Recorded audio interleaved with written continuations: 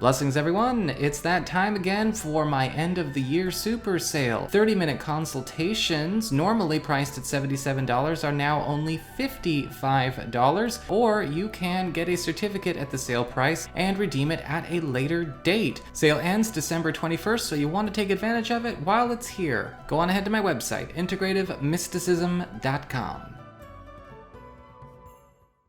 Hey there, Sagittarius. It's time to have a look and see what is going on with your third week of December 2020. Remember, if you're watching your rising sign horoscope, your rising sign is going to give you further clarity as to how a great deal of your sun sign horoscope is showing up this week. And your moon sign horoscope, that's going to be giving you the other story that is also playing out this week at the very same time.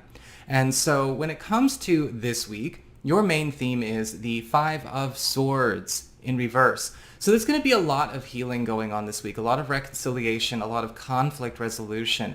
And I am seeing that the big theme of this week is bringing a lot of strife, a lot of cold wars or open hostilities to a rest. We are bringing in a great deal of peace. And you may be even noticing that a lot of maybe even reparations or apologies, compensation, it's going to be put on the table for you.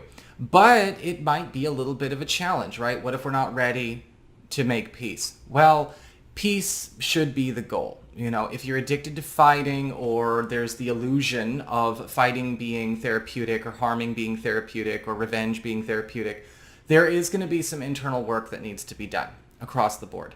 Because the Five of Swords reverse is talking about not only closing up conflict, but also allowing you to heal rifts with people you do actually want to be healing rifts with. It's not just with the folks you don't ever want to speak with again after we end the war. It's also staying in the flow to heal the rifts with those you'd like to be closer to.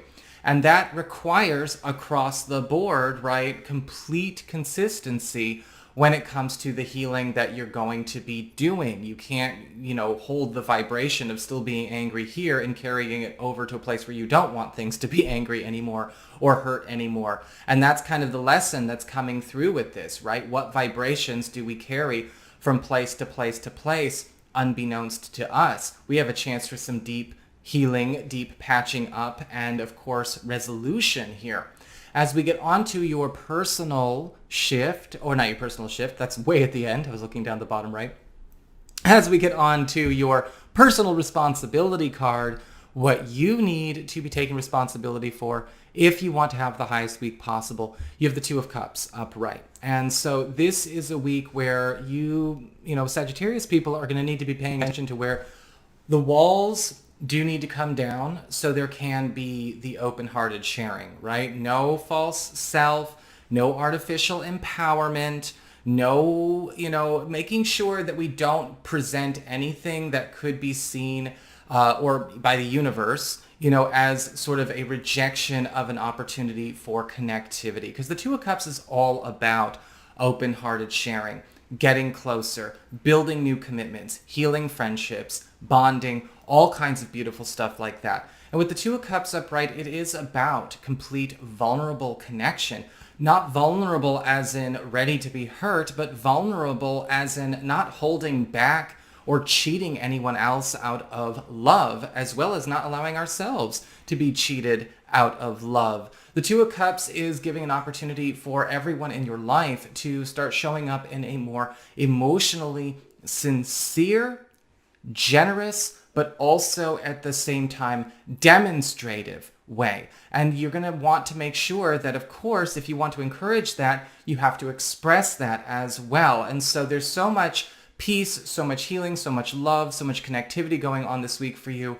Make sure that you are available for it, right? We have to be emotionally available for the reality we want to have. We can't have the external look emotionally available and the internal be completely off base. And so this is where the connections can assist with that. This is where that openness can assist with that.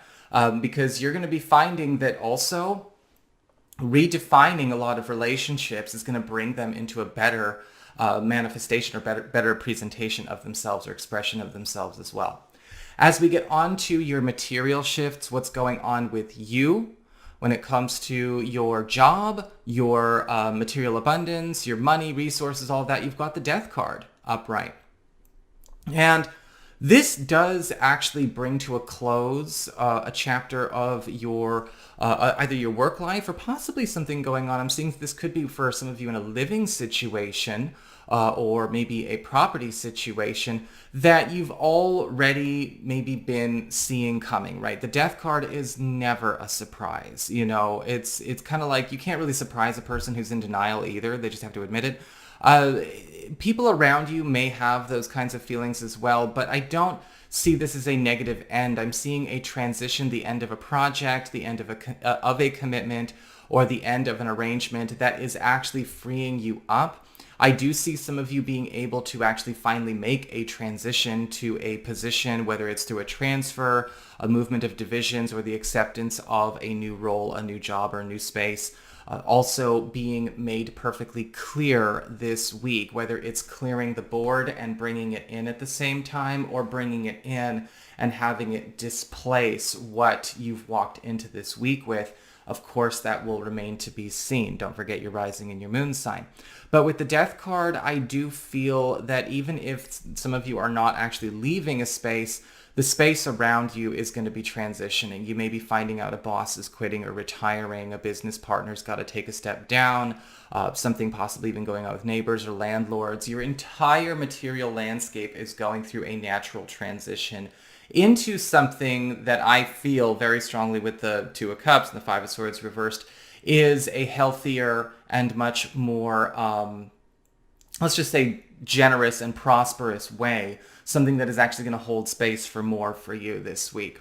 As we get on to your interpersonal shifts, what's going on with your closest one-on-one connections, so not just romantic relationships, but also close friends and family. We've got the Ace of Cups upright. Again, barriers coming down, defense mechanisms coming down, veils getting dissolved, and there is so much open-hearted affection coming your way, whether this is maybe somebody coming forward with either a crush or making an overture, or possibly a partner or somebody close actually going really out of their way to infuse a great deal of more, gratuitous love, gratuitous romance, or gratuitous loyalty.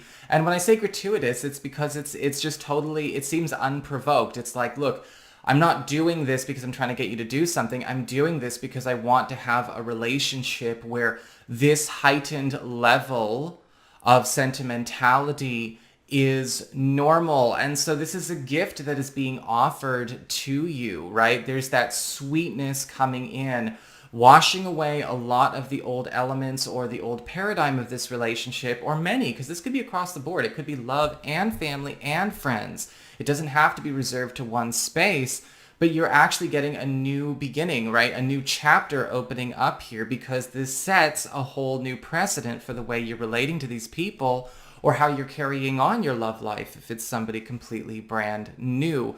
It is going to be the development of a new love language, a new love principle, maybe even a new love standard, especially when it comes to purging and dissolving maybe unhealthy conditioning, things that may have, or just maybe things that we've grown out of as far as routines, habits, relationship codes, and things like that. But with the Ace of Cups, it is, again, it's a better wave. It's a wave of, it's a wave of the future, right? It's this completely new way to do love that is actually coming from what you would consider to be a more evolved version of all involved. As we get on to your personal shifts, what's going on with you? You've got the Nine of Pentacles in reverse. This week is going to challenge a lot of where maybe certain connections that you have been less about human hearts and souls bonding and almost behaving more like arrangements or strategies.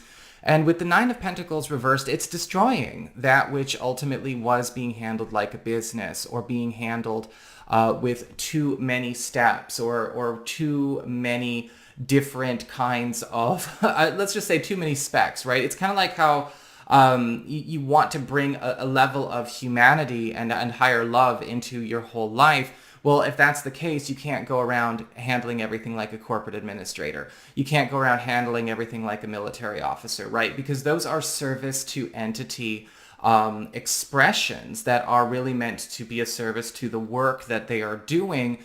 It's not actually something that functions in accordance with, the entire universe. It's actually outside of it. And so with the Nine of Pentacles reversed, you're getting a chance to get closer to people, have more authentic relationships, but also clear things that were, again, more mechanical arrangements, more facades from all of your dealings, personal and professional. And if you are allowing yourself to release maybe an adherence, an attachment, or a belief in those principles, you are going to have a beautiful week. So that's what I've got for you, Sagittarius. I hope you enjoyed it. If you did, don't forget to like, share, and subscribe. You know I appreciate it. And should you ever want to get a session with me, go on ahead to my website. It's integrativemysticism.com.